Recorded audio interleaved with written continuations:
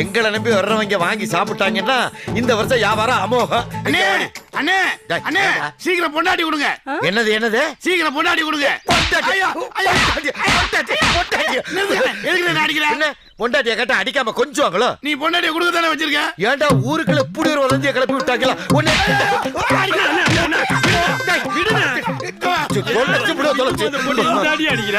வேற என்னையா என்ன கேட்டா தெரியுமாடா?